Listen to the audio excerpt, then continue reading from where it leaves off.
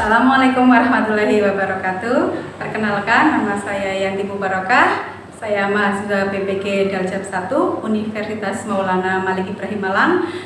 Saya akan menyajikan video pembelajaran tentang pendidikan agama Islam untuk elemen sejarah peradaban Islam di Indonesia.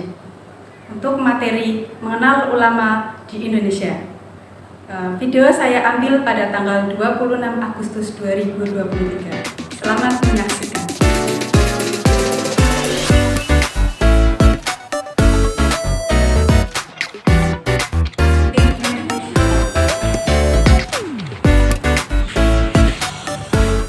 Assalamualaikum warahmatullahi wabarakatuh. Waalaikumsalam warahmatullahi wabarakatuh.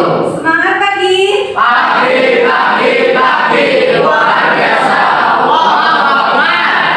Ketemu lagi dengan Bu Guru di mata pelajaran PAI. Tapi sebelum pembelajaran kita berdoa terlebih dahulu ya.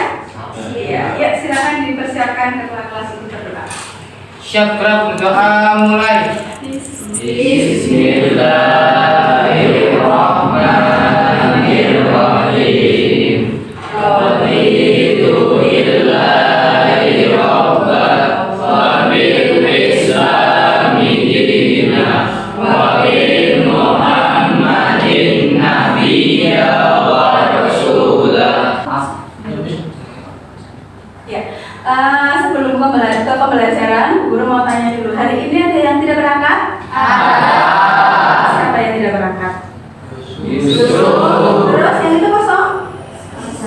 Asahara sama? Ada lagi? Raju. Ya. Hari ini kayaknya terlihat kurang bersemangat ya. Supaya kita belajarnya lebih semangat lagi, lebih hebat lagi, Bu Guru mau mengadakan permainan terlebih dahulu. Ya, permainannya nanti kamu ambalannya apa? Dewan ambalannya? Kita akan bermain permainan Adam dan Hawa. Nanti yang Adam silahkan berkumpul di sebelah sana. Ya, Adam berarti laki. Berarti silakan baris sebelah sana. Kalau nggak muat berarti jadi 2 baris. Nanti yang Hawa berarti di sebelah sini.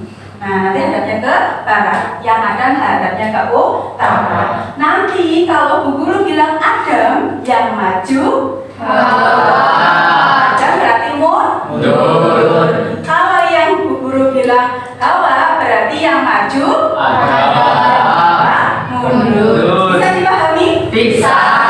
Ya, bagus. Kalau sudah bisa dipahami, yang Adam silahkan berkumpul di sana. Yang Hawa silahkan berkumpul di sini. Di sini semua. Yang laki-laki sudah jadi 2, yang laki-laki jadi 2.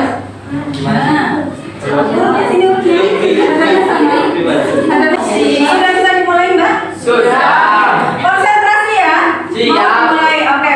Kalau Bu Guru bilang Adam berarti Hawa maju dan menjawab. Kalau Bu Guru bilang Hawa, Adam harus menjawab sambil maju. Bisa dipahami? Bisa. Kalau bisa dipahami, kita coba dulu.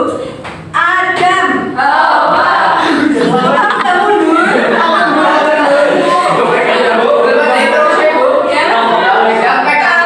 Oh ya, belum ada itu. Iya. Oke. Oke, siap. Konsentrasi dimulai. Silakan pegang pundak temennya masing-masing. Sudah. Ya, kalau sudah, kita coba dulu. Adam, Hawa.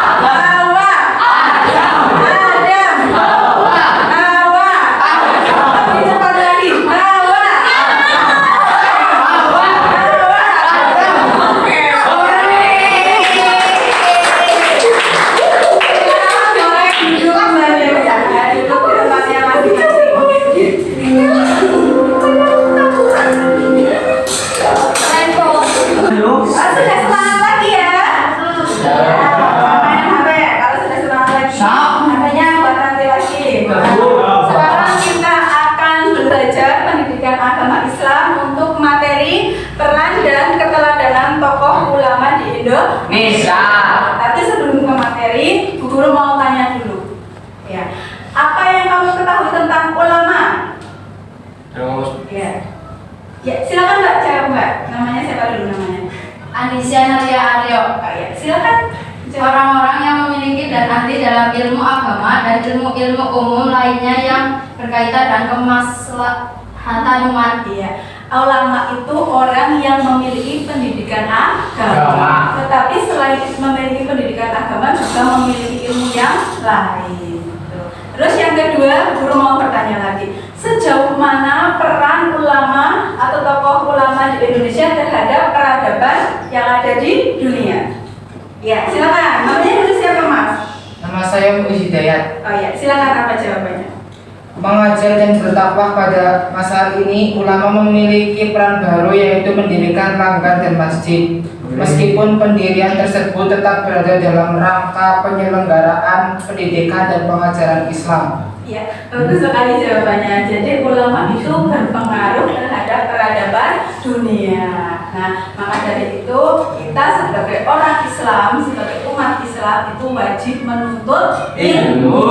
Karena ilmu itu akan menghilangkan kebodohan. Nah, yang selanjutnya untuk tujuan pembelajaran yang pertama ya, mengakui keteladanan tokoh ulama Islam di Indonesia. Kita harus mempercayai atau mengakui bahwa Indonesia itu memiliki ulama.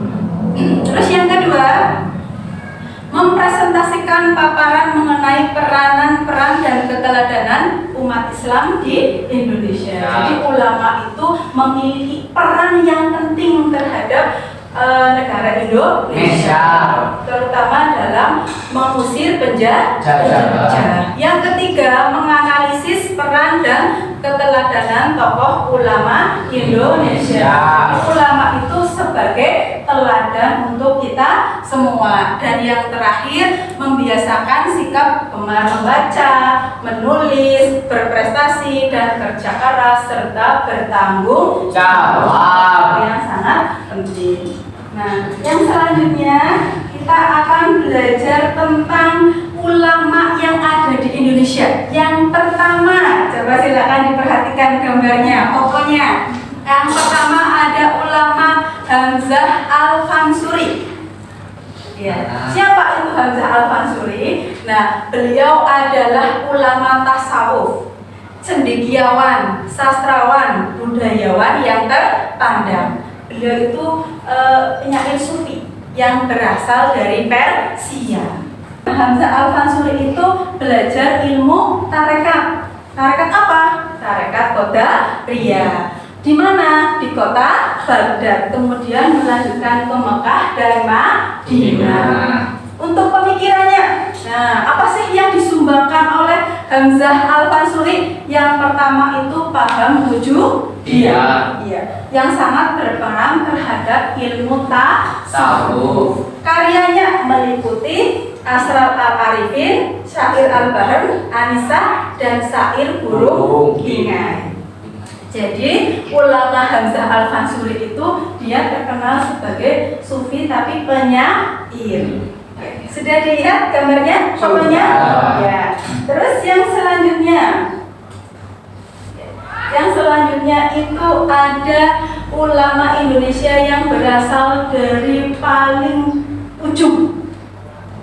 Ya, paling ujung Indonesia atau titik nol Indonesia. Pernah mendengar titik nol Indonesia itu di mana? Aceh. Iya, betul sekali. Jadi di Aceh itu ada ulama yang namanya Nuruddin Ar-Ramili, yang namanya sampai dengan sekarang masih diabadikan untuk nama Universitas Islam Negeri Ar-Ramili yang ada di Aceh. Mungkin nanti suatu saat kamu bisa berkunjung ke Aceh atau menjadi orang Aceh, ya, bisa kuliah di sana. Terus asal usul keluarganya, ya, Nuruddin Ar-Ramili itu lahir di Rangil. Jadi Rangil itu nama tempat, Gujarat, India. Jadi pada zaman dulu itu nama India itu bukan India, tapi namanya Gujarat. Makanya Islam masuk ke Indonesia itu ada 4 teori. Ada teori Gujarat, ada teori Persia, ada teori Cina, dan ada teori Mekah atau Madinah. Yang pertama itu dari Gujarat. Jadi Gujarat itu sama saja dengan negara India.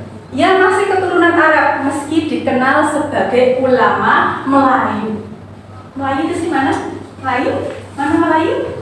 Indonesia itu termasuk Melayu. Contoh lain selain Indonesia ada Malaysia, Brunei Darussalam, itu termasuk dalam rumpun Melayu. Kenapa dia lebih dikenal ulama dari Melayu? Karena ibunya itu berasal dari Melayu. Nah, kemudian ayahnya berasal dari Hadramaut. Pernah mendengar Hadramaut? Ini lagi tenar banget Hadramaut loh. Lagi tenar banget. Kemarin Indonesia itu kedatangan ulama dari negeri Hadramaut, negeri Yaman. Tarim, kota Tarim. Kota 1000 wali. Iya, pernah? Kemarin yang Habib, siapa namanya? Habib, betul sekali, pinter. Habib Umar bin Habib. Beliau itu ulama dari Hadramaut, kota 1000 wali. Tapi sekarang sudah kembali lagi. Nah, untuk pendidikan beliau belajar agama di kelahirannya yaitu Ranir, kemudian belajar di kota Tarim Hadramaut. Mudah-mudahan di kelas ini ada yang bisa belajar sampai ke kota Tarim, kota 1000 wali, di mana orang di sana itu semua menjaga Al-Quran atau memelihara Al-Quran. Orang berjualan sambil membaca Al-Quran, orang bekerja atau orang dimanapun itu banyak sekali yang mengamalkan Al-Quran. Jadi mereka tidak terputus, setiap hari ada saja yang baca Al-Quran. Ya, terus yang selanjutnya pemikirannya beliau adalah ulama yang membedakan paham penafsiran, doktrin dan penafsiran sufi. Jadi ketika di doktrin itu kayak dicuci otaknya. Dia akan manut orang yang dicuci otaknya. Orang yang didoktrin itu dia akan melakukan apa saja. Kemudian beliau membedakan mana yang doktrin dan mana yang sufi. Beda dengan sufi. Sufi itu orang yang mengajarkan tentang ajaran Islam, tapi dia tidak mendoktrin sampai sejauh itu. Itu namanya kalau yang keras itu namanya radikalisme.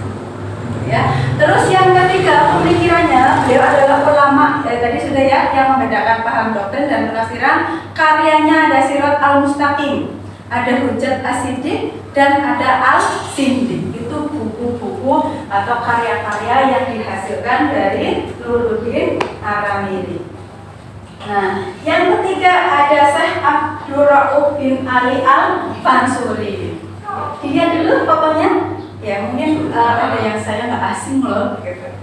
Nah, asal usulnya atau biografinya, beliau lahir di Singgil, Aceh pada tahun 1024 Hijriah. Sudah lama ya? Sudah. Lama banget. Ya, tapi namanya masih terkenang sampai dengan hari ini. Ayahnya bernama Ali Al-Fansuri, ulama dari Persia. Kenapa kita sering menyebutkan Persia, India, sejarah? Karena Islam itu memang dibawa dari Persia atau dari Gujarat. Terus pendidikan, beliau menempuh ilmu di Barus. Ilmu yang dipelajari meliputi ilmu agama, sejarah, mantik, dan filsafat. Yang selanjutnya ada Syekh Yusuf Al-Mahasin Tajuh Halwati Al-Makassari. Nah, asing ya dengan kata-kata Makassar ya? Iya, mungkin bisa saja diambil dari nama tempatnya. Seperti tadi nanti ada Nawawi Al-Bantani juga disebutkan dari nama tempatnya. Ya, berdasarkan catatan naskah kuno Lontara Makassar yang merupakan peninggalan Raja Gowatalo, Syekh Yusuf lahir pada tanggal 3 Juli 1926 Masehi.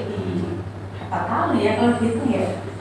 Ya banyak lah. Sekarang udah banyak. Terus pendidikan, beliau menempuh ilmu di kampungnya, berguru kepada Daeng Rita Samang, kemudian dia melanjutkan ke Bontoala, Yaman. Jadi memang pada zaman dahulu ulama-ulama Indonesia itu tidak hanya belajar di Indonesia, tapi belajar ke memang yang banyak para walinya. Nah, yang selanjutnya ada Abu Samad bin Abdullah Al-Jawali Palembini. Untuk pemikirannya, pokok-pokok ajaran tasawuf meliputi taubat, takut, harap, zuhud, syukur, ikhlas, tawakal, mahabbah, dan ridho. Dari yang disebutkan tadi, Bu Guru, untuk pokok pemikiran ada yang kata-kata masih asing? Tidak, sudah tahu semua ya? Sudah. Iya, taubat itu menyesali perbuatan. Takut bukan ketakutan, takut ketika Allah itu akan tidak ridho dengan apa yang kita lakukan. Jadi ketika kita tidak beribadah, kita merasa takut akan sisa neraka. Yang selanjutnya ada Muhammad Soleh. Ada yang namanya Muhammad Soleh di sini? Oh, tidak ada. Iya. Nah, beliau itu ulama yang lahir di Darat pada tahun 1820. Darat itu nama desa ya, tetap ya. Kedung Jumbleng Mayong Jepara, Jawa Tengah. Nah, beliau belajar ulama yang berbeda, salah satunya itu ulama Kiai Muhammad Said di pesantren Watu Royo. Kalau sekarang mungkin lebih kita sering mendengar Lirboyo. Ya, itu beda. Yang terakhir? Syukron. Iya, syukron. Nah, itu adalah ulama-ulama yang ada di Indonesia. Sehingga dari yang saya sampaikan itu bisa diambil pelajaran bahwa ulama-ulama Indonesia adalah ulama yang taat beribadah, yang taat yang haus akan ilmu agama. Nah, untuk selanjutnya kita akan belajar mengingat yang tadi saya sampaikan. Namanya metodenya shortcut. Kita akan belajar dari yang saya tadi sampaikan. Silakan kamu nanti ambil satu siswa atau satu orang itu satu kartu. Nanti Bu Guru akan menyebutkan gambarnya, menyebutkan namanya, terus kemudian kamu maju di depan. Ulamanya ada berapa tadi? Ada 7. Nah, Bu Guru akan menulis ke-7 ulama tersebut. Nanti silahkan kamu maju sesuai dengan nama ulama yang Bu Guru tuliskan. Yang pertama ada ulama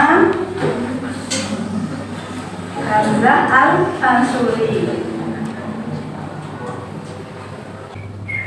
Nah, permainannya nanti silahkan kamu masing-masing ambil satu kartu yang ada di kotak ini. Nah, ketika Bu Guru menyebutkan, misalkan ulama Hamzah Al-Ansuri, silahkan kamu berdiri di urutannya Hamzah Al-Ansuri. Terus kemudian ketika Bu Guru menyebutkan biodata, perhatikan kamu biodatanya ikutnya ulama yang mana, gitu. Paham ya? Oke, silakan diambil. Satu aja.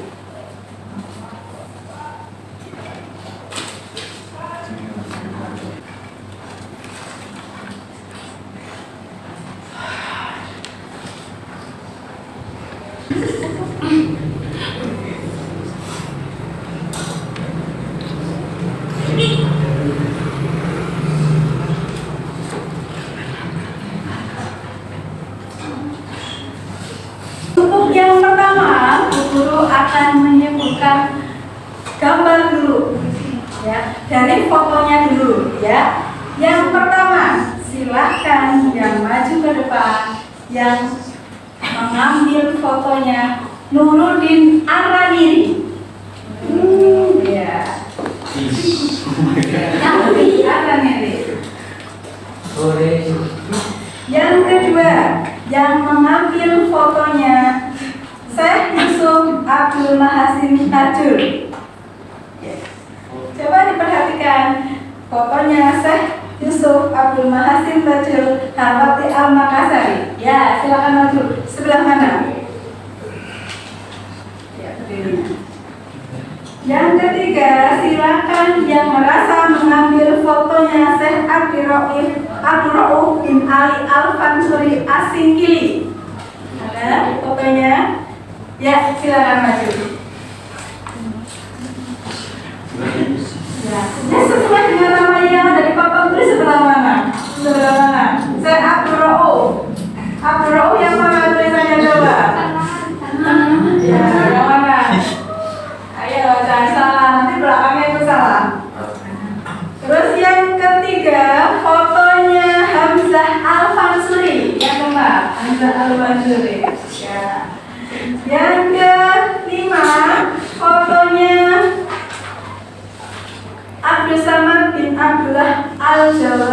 Hijawi al paling bani.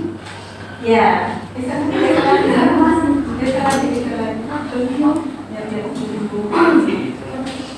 Yang mengambil fotonya Muhammad Soleh. Oh iya. Sudah berapa ini? 6. Kurang 1. Adakah yang belum? Oh udah semua. Kalau sudah, Bu Guru akan membaca untuk biografinya. Perhatikan, karena Bu Guru bacanya acak ya. Perhatikan, kamu nanti berdirinya di belakang ulama siapa? Gitu ya. Yang pertama, biografi. Asal usul keluarga. Beliau lahir di Singkil pada tahun 1024 Hijriah atau 1615 Masehi. Pendidikan, beliau menempuh ilmu di Barus. Siapa yang merasa? Ya, berdiri di belakangnya ulama siapakah? Ya, nggak usah dijawab, biarin berdiri sendiri, nanti dicek sama guru terakhir, betul kan? Salah. Terus yang selanjutnya, perhatikan tulisan yang ada di kertasmu. Berdasarkan catatan naskah kuno, lontaran Makassar yang merupakan peninggalan Raja Toa, Alo Syekh Yusuf, lahir pada tanggal 3 Juli. Pendidikan, dia menempuh pendidikan di kampung bersama gurunya Daeng Rita Samang, kemudian melanjutkan ke Ponto Alayaman. Pemikirannya, ia mengembangkan tarekat Qadariyah, Satariyah, Naksabaniyah, dan Rifaiyah. Silahkan maju ke depan.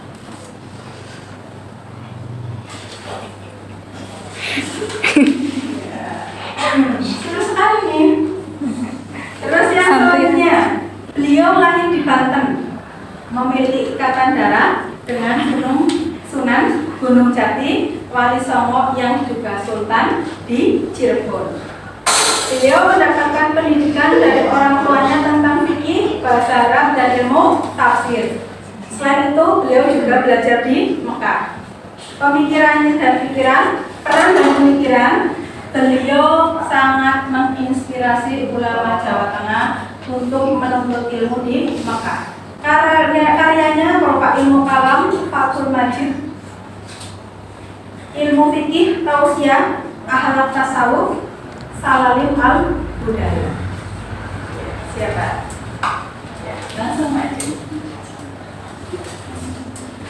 Berdiri di belakang siapa? Yang selanjutnya, perhatikan. Beliau dikenal dengan nama Kiai Soleh Darat.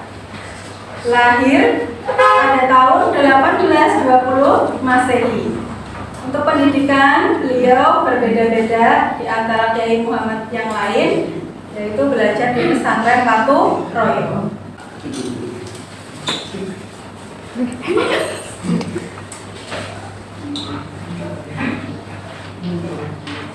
Terus yang selanjutnya, beliau adalah seorang ulama tasawuf yang cendekiawan, sastrawan, dan budayawan, serta terpandang. Beliau adalah dikenal sebagai penyair sufi. Untuk pendidikan, beliau melanjutkan pendidikannya di Baghdad dan melanjutkan ke Mekah serta kembali ke Aceh. Sudah? Sudah, coba kartunya diangkat semua. Ya. Dicek terlebih dahulu dari kelompoknya Hamzah Al-Fansuri. Gambarnya betul? Coba dulu cek gambar betul. Oh ya, benar. Gambar betul. Untuk karyanya coba Mbak, karyanya dibaca? Karyanya dibaca? Habibin, syair Anisa, syair burung tingai. Iya, itu karyanya dari Hamzah Al-Fansuri. Berarti kelompok 1 sudah betul. Boleh tepuk tangan untuk kelompok. Ya, coba perlihatkan ke Bu Guru. Iya, gambarnya betul. Coba dibaca untuk pemikirannya. Pemikirannya asing itu apa? Coba dibaca Mas. Asal usul keluarga. Ya. Nama asli beliau adalah Aminuddin Abdul Rauf bin Ali Al-Jawiri Al-Suri Aisinjili. Beliau lahir di Aceh pada tahun 1024 Hijriah atau 1615 Masehi. Ayahnya bernama Ali Al-Fansuri, ulama dari Persia. Pendidikan, beliau menempa ilmu dia di Barus. Ilmu yang dipelajari meliputi ilmu agama, sejarah mantik, dan filsafat. Iya, betul. Lanjut. Pemikiran pembawa ajaran Santaria. cara paling efektif menempuh jalan tasawuf adalah ibadah. Ulamanya adalah Syekh Yusuf Abdul Masin Najul Al-Fatih Al-Makassari. Coba perlihatkan gambarnya. Oh iya, betul sekali. Coba pemikirannya atau biografinya dibaca. A. Asal usul keluarga. Ya. Berdasarkan catatan naskah kuno, lontaran Makassar yang merupakan peninggalan Raja Gorontalo, Syekh Yusuf lahir pada tanggal 3 Juli 1926 Masehi. B. Pendidikan. Beliau menempuh ilmu di kampusnya. Gurunya bernama Daeng Risa Sama. Kemudian dia lanjutkan ke Bolowa, Yaman. Ya, dah. Betul sekali untuk kelompok 4. Selanjutnya untuk kelompok 5, Bu Guru akan membacakan nama ulamanya. Nanti silakan gambarnya diperlihatkan. Yang kelima adalah Abdus Samad bin Abdullah Al-Jawi Al-Palimbani. Coba fotonya seperti apa coba? Oh iya, betul sekali fotonya. Ulamanya adalah Nawawi Al-Bantani. Coba diperlihatkan fotonya kepada Bu Guru, betul? Iya, betul sekali fotonya. Silakan anggotanya dibaca asal-usulnya, terus kemudian pendidikan, pemikiran, dan karya. Dari asal-usul keluarganya, coba dibaca. Asal usul keluarga. Nama aslinya adalah Nawawi bin Umar bin Arabi, lahir di desa Tanaras, daerah Banten. Beliau memiliki ikatan darah dengan Sunan Gunung Jati Wali Songo yang juga Sultan Cirebon. Terus selanjutnya pendidikan. Beliau mendapatkan pendidikan dari orang tuanya tentang fikih, bahasa Arab, dan ilmu tafsir. Selain itu, beliau juga belajar di Mekah. Terus peran dan pemikiran. Peran dan pemikiran menginspirasi ulama Jawi terutama untuk menuntut ilmu di Mekah. Indonesia harus bebas dari penjajahan. Kaya ilmu kalam, Fathul Majid, ilmu fikih, tausiah, akhlak, dan tasawuf, salalim, al-fudala. Iya. Yang terakhir sekarang, ini sudah pasti betul ya. Pokoknya ya, ulamanya siapa namanya? Muhammad Soleh. Coba diperlihatkan dulu. Muhammad Soleh ya, betul sekali gambarnya. Coba dibaca untuk asal-usul, pendidikan, pemikiran, dan karya. Asal usul keluarga beliau dikenal dengan nama Kiai Saleh. Lahir pada tahun 1820 Masehi atau 1235 Hijriah di desa Kedung, Jumblong, Mayong, Jepara. Ya, terus selanjutnya belakangnya. Pendidikan beliau belajar dari ulama yang berbeda-beda, diantaranya Kiai Muhammad Syahid di pesantren Watoroyo. Ya. Tepuk tangan untuk kita semua yang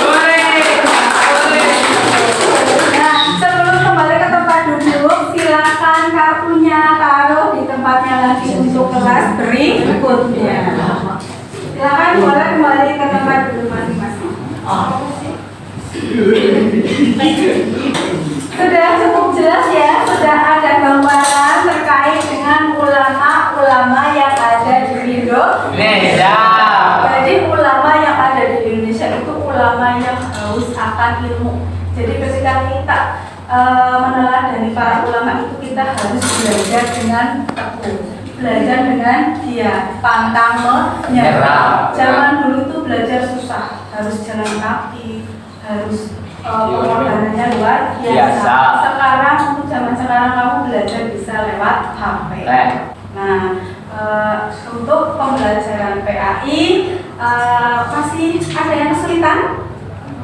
Bisa dipahami ya? Bisa.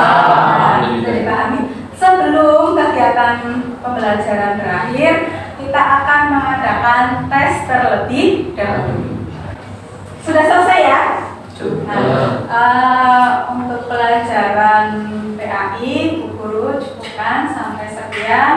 Sampai jumpa di pelajaran yang selanjutnya. Sebelum kita akhiri, mari kita tutup dulu belajar hari ini dengan bacaan kafaratul majlis.